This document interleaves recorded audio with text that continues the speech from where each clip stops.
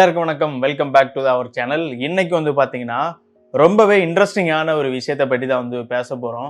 ஆக்டிவால electric model வருமா அப்படின்னு நினச்சிட்டு இருந்தோம். ஆனால் வந்து லான்ச் பண்ண போகிறாங்க.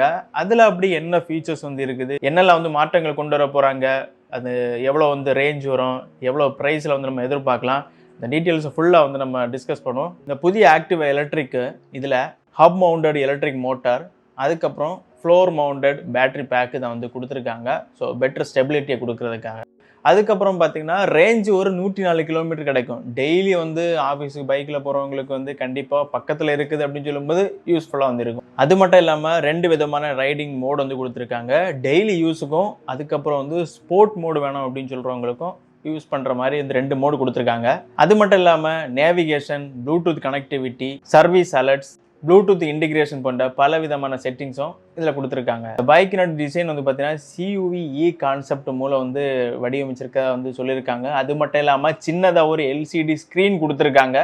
இந்த பைக்கை வந்து பார்த்தோன்னா நம்ம இப்போ கரண்டாக இருக்க பெட்ரோல் வெர்ஷன் அதுலேருந்தே வந்து பார்த்தீங்கன்னா அந்த டிசைனை வந்து மாறாமல் அதை விட கொஞ்சம் பெட்டராக ஸ்லீக்காக சூப்பராக கொடுத்துருக்காங்க. அட்வான்ஸ் டெக்னாலஜியாக லித்தியம் அயன் பாஸ்பேட் பேட்டரி வந்து கொடுத்துருக்காங்க.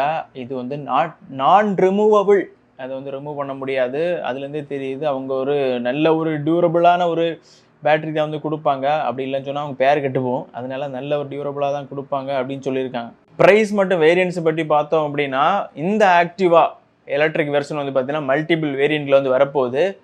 எதிர்பார்க்கப்படும் ப்ரைஸ் வந்து பார்த்தீங்கன்னா 1லேருந்து 1.3 லேக்ஸுக்குள்ளே தான் வந்து இருக்கும். கண்டிப்பாக இப்போ நிலுவையில் இருக்கக்கூடிய எலக்ட்ரிக் ஸ்கூட்டர் கூட நல்ல ஒரு காம்படிட்டராக வந்து லான்ச் பண்ணுறதா வந்து சொல்லியிருக்காங்க. ஓகே மக்களே, நல்ல விதமாக அவங்க லான்ச் பண்ணட்டும். ஃபஸ்ட்டாக வந்து ஒரு எலக்ட்ரிக் ஸ்கூட்டரை வந்து ஆக்டிவா பெட்ரோல் வெர்ஷன்லேருந்து எலக்ட்ரிக் ஸ்கூட்டர் வெர்ஷன் லான்ச் பண்ண போகிறாங்க. பொறுத்திருந்து பார்க்கலாம்.